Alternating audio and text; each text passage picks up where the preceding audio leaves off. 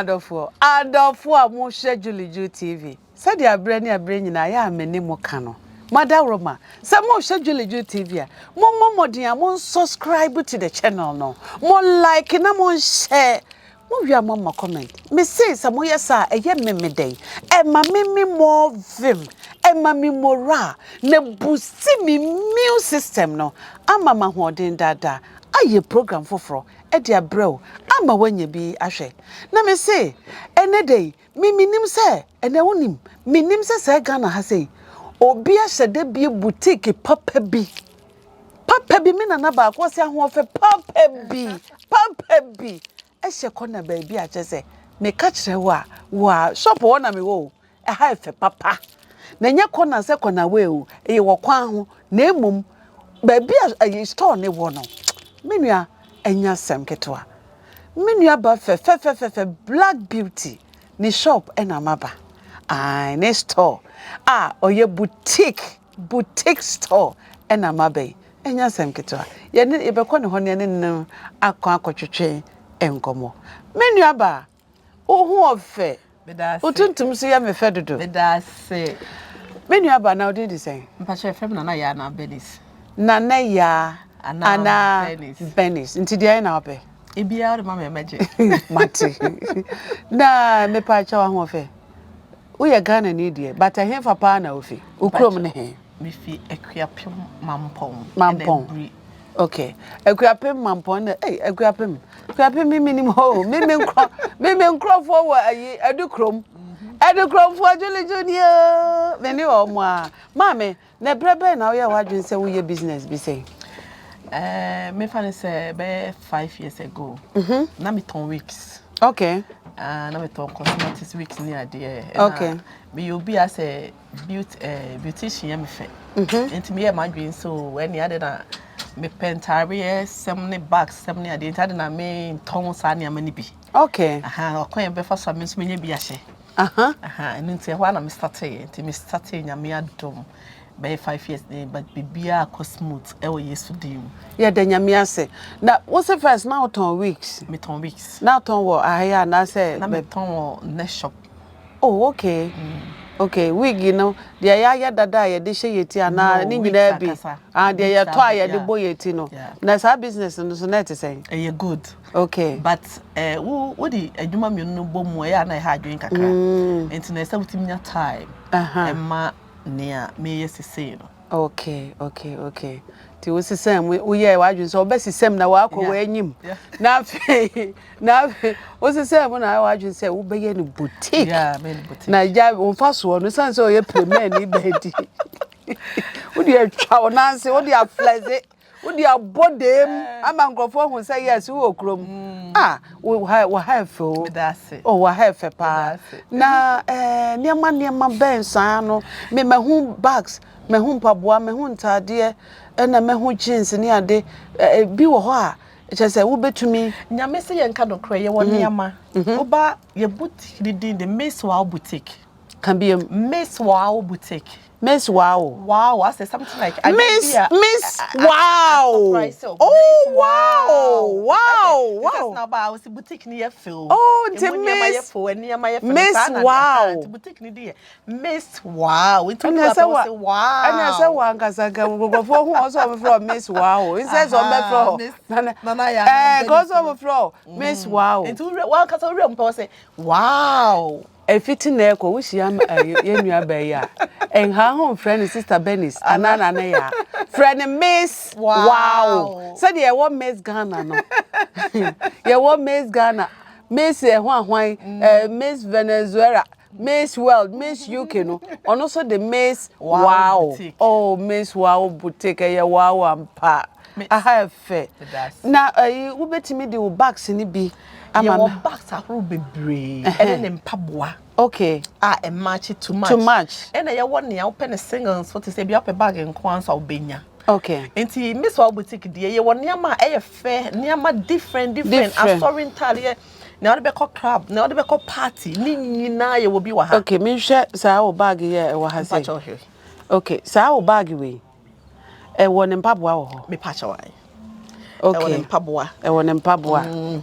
we so your latest path aba and also one in Paboa. No so one in pub. Hey, Miss Wow ampa. Na we so just a party a ye kitu be premier be as a wo premier that's right premier ni bi hey ni nyina one in Paboa. Where the preman for boutique chale wo ye premier ni na wo dem a bo modern abra aha Miss Wow boutique na hey brother hwempa boye da hey oh na chese hey where the one driver I want to mean you hey pabo ye fair say we premier ni e preman for why your pencil be why your just a casual be e preman for na ba no where the any power hey like wom mo amosim ye preman for na mo dress kita back kire on social media no wo so ye preman ni na be so dress shempa boada dan ho e ma social media man for hwewa enye togo ni ema o bra Miss Wow boutique na beton tade ne mpaboa na fa bodem o dan ho a na ehu say yes wo krum hwe ne ma papa bag papa ma me na tade so ma hu say you want tare different you want 3 pieces okay 3 pieces no e ma de we trousers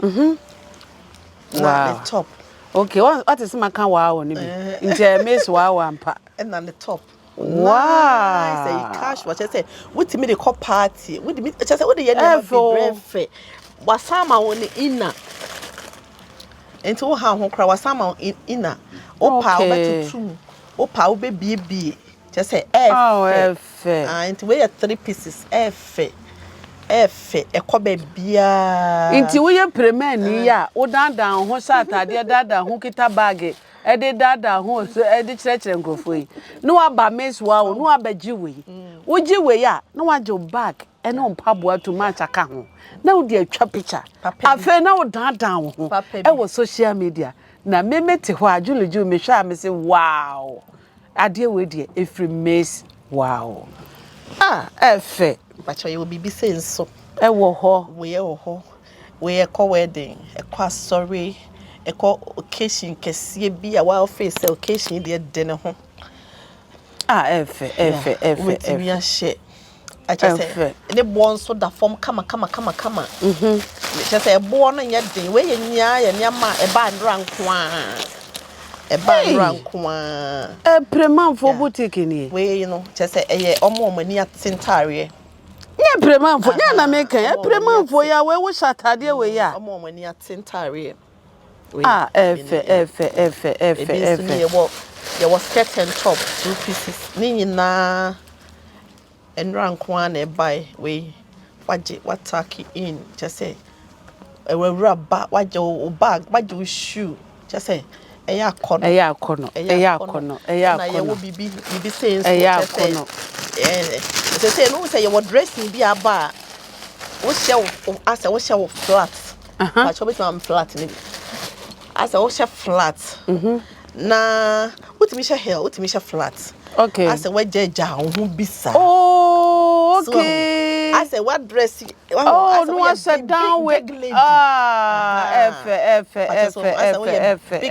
obetimi so man high heel just say what they call program am unique so woni ma na efe na san ayi de san ni wo bi ada hai we ye e bi a wo program kese bi dinner bi asa wo call dinner bi asa wo call be occasion bi a efo we de me nya dinner bi ko krom hansa na mekomi krom a dinner bi ka we de nkama ba be pa bi pa wo dinner bi wo occasion bi invite to program bi to say to foi ni ade dinner na djubi because wo sha na dju a chale wo krom o eye fe wa utimo say what de wo ho na we why e flow so fine why engagement bi wedding na wo pe say wo ye dinner we de we na wo say wo she wo say wo wa ye wedding awie wo say wedding bi ye wedding we so me ye dinner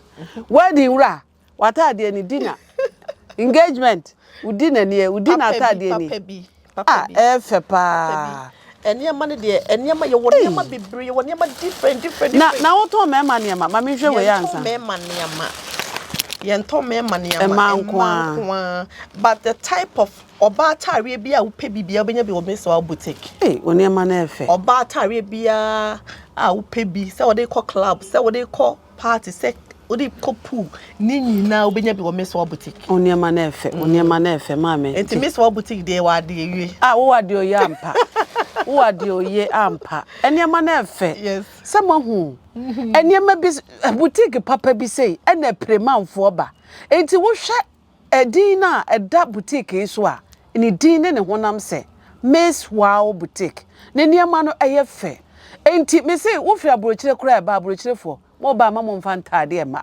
ye ba ye be so ntade sa na nsan ababa wa bi amani tua no wo ba oduru kwazo ye se ne ntade do so dodo ena ye san charge no ne bag mu odu mu nim nipa kro me awo we de akutia nim niwura ye san charge no bag ye san je ne bag ye san tua kaka ho san ne bag ni mu odu ntade nko a na nka wei na mahu mesu awa no ane se ntade no me bushite no kura gu baabi me ba na nka ja premanfo ma ba ma be ka boso no ane se me de dada me ho oni ma na efe dodo oni se ne bo nso de reasonable e bo ne de da form obia timi tobi akola timi top hin timi top e na wo ne te se de wo kan ntade bebre wo ha se ya obi aso pe bi ato so a de ura me so boutique a woni ha ene mpaboa nyina ya ene mpaboa nyina mpaboa ne so fe ubenya ne wo soro wo pe de wo form obenya ne wo form pe de che se e obi atimi wura mu tobi na we so spray me patch wan perfume uton perfume so ka ho me patch wan body scratch nyina ye ton bi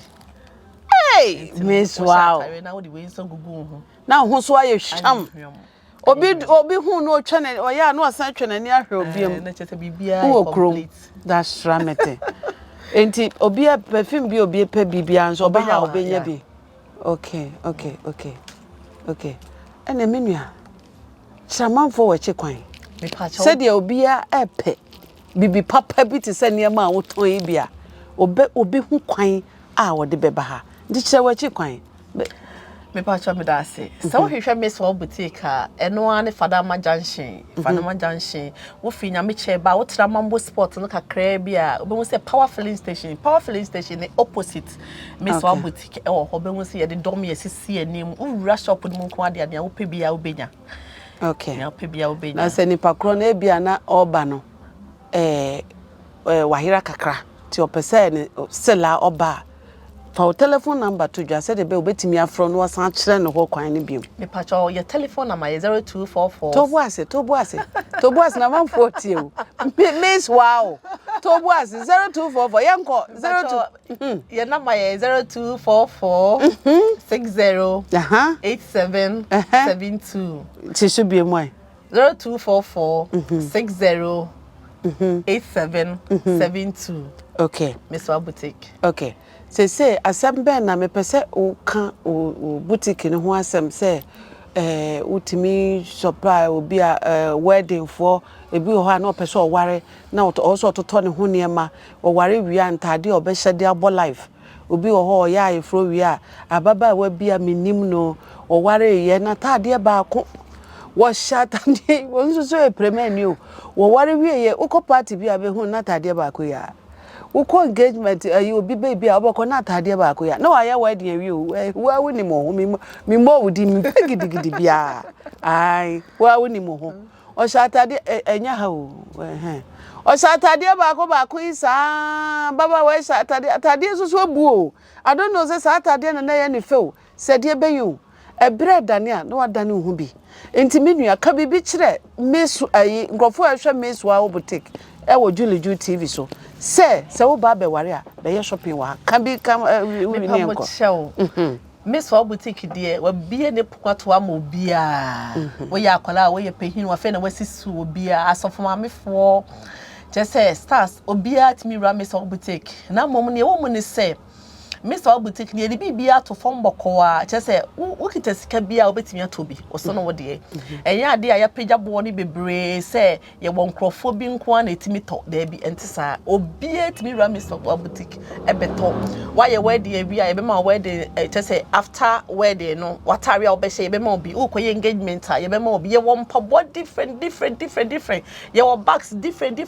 Entire nya wo pe bia no ubenya nya wo bo wo chese wo wo sika tie bia no owura Miss Boutique obenya bibia to oni how cry nti ne ehia wan se wo beba na wo the direction na ye adwuma na watimi aba wo ba oni how cry set TV nsunkuto e na wona mba nko ade oni how bibia is soft nti ye to nsafrɛ ye twɛn yo o manda wase wonim maba wa ye sisi so obi wo ho a onim se menu mienu ye tiwe ya mere o ye fitin ya na be Juu za na engrofo obi so nim se wo fitin ya na obeye shop ke si obebie store ke si sei onim se wo fa kwan bi so break akra ansa na wo so wo ye nyamedi wo se eduru ba bia waduri ti me pese wo tu maba wa na Omo live fake life. Maba wa bebre live fake life.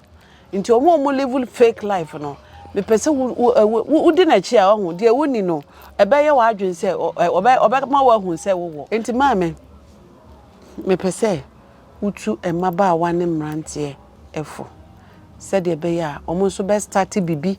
Sika bi owo bi obetimi dia start aton wade inse se obe live fake life no de ne ho be cheche me ma rough no e wo se sika kakra bi owo no onfan start bibi se de nyankopon be hye nanimonyam kakra ono so betimi ayete se menu mi enu te he ndi fa futu kakra e ma we de e ade ba ko da makoma so papa because me face say youth na aba no ene o mabrabo ene ne ye no mo bona mfata no ode na ne ha ye kese ye mayiwa no ye youth no omo telephones ha omo yusu obitimi yusu iPhone 14 15 ya dia na sadia no medwene ho bebre kakra because abrabo engineer phone ko anso me nwanwa kra iPhone 14 15 na ede wo hwe enipa ebo brani ade o mani da kwa asam phone kra anye obi wo kra okita yam kitikiti bi but obehwe no okita adwuma kese eye sa enti mesere me ma ene me nuanom ne se sa iPhone 14 na wokoto na wo de kita wonsa no na o maame no papa te single room na wo da so da omo nchen ne de ebe ya nka mesere omo omo nto omo bokakra na wo de enya dan kra na wo kɔ hae na enya asase bi na wokoto kra na fa ye adwuma fa sika ne ye adwuma because obi koto iPhone be ye me fa ne se be 10,000 7,000 the amount sa 7,000 we be 3,000 na obetimi da phone na the 7,000 aye adwuma enya profit a obi entimi ye de be embu wani mutia obi entimi ensisi entimi sra menuanom mesra youth no ye ma ye ni nda ho na ma ye ni brefo mama ye mpentamu nya ye ho because necessary no hwe wiase na aba na eye ka edan obi a pese osin obi ase pre competition di wo bi yes ase ye pre what you say but wo behwe no na bia my sister enye say no starting no or the fi baby na ne wa bedu baby wo behwe mi amiti we bia na makwa achi poda sanity what I say bia na me soa bia na me free bia na me ma surprise na ne ma benya shop team enti enye se wo hu mi na menya shop ne ye de be etene mo enti mesre mayo because say no say empempensu adu anipa ewu no ano ohye sanity ase youth ni wudodo ni nyina nso ye sika omo pe ene omo hu omo pe ene ase challenge na aba society no eno na ha adwen no enti mesre mo mama mani enda ho na munya botre na muntomobo na mpanyifo no kan so wu ya woni mu ne ubenya oni power wu ne ndaso bi eni so but wu ye ne de eni daso kese ye de ben wo ho ma ne ma papa bebre nso wo mu a bia na opo hu ye na no na me ti obi asem o si onim se rade be ni se ya anka abrabo bi wa anka wa ye de be wa anka yonko bi wa anka wa ye de be wa mfa anka nkomo bi wa wandi enti emma enye anka wo fe ne se enka chiransa ansa no aka say wuyanka enti mesremo minua no mesremo montomobo na se motomobo a ba bia obi edu no monsum bedu bi na momfa nyame enye mabotire momfa nyame enye mabotire na moma nyame entene mumu na mo se nyankopon otimi ade nyina ye enti nia wotie biara no ohwehwe na obeya ama ewo Yesu dim. Amen. Dia otie bia ohwehwe na obeya ma Juu TV na uguso ahwe no. Me se wo hwe ye TV na ye dai bomodie subscribe to the channel no. Like, share na we are one comment. Me se wo yesa ye me dey. Emma me more vim. Emma me mora. Na boost me immune system no. Ama me ma hoden dada. Aye program foforo. E dia bro ama wanya bia hwe. Chia o chia wadofo.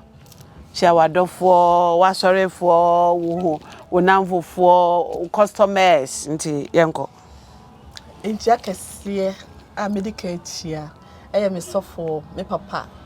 Me sofo amakwata.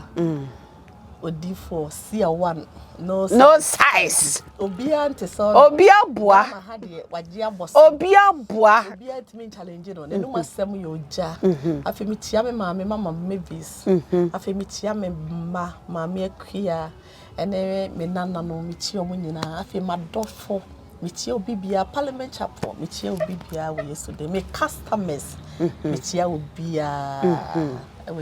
Obiada wase sade wachia ye sofo no Apostle Francis Samuel kwata nyame gina machinti otambo to me to our crab na oseno menua ba wie me so machia madofo mechia Dr. Kwadwo ayisi wedi kan chia Apostle Francis Samuel kwata de wonse me matonyu mama no Apostle matonyu mama wo nyom no wa onim say onyu mato ama mato ama mama Mavis wonso mechia wai menua ba chia wa wie ntimi ni nyina me ni nyina na achia mechia Dr. Kwadwo ayisi anointed lady wonso mechia menua ba akua friye popularly known as Sister Ako. Mame kwadu wonso mechia adofo a Juu TV no mo hwe Juu TV.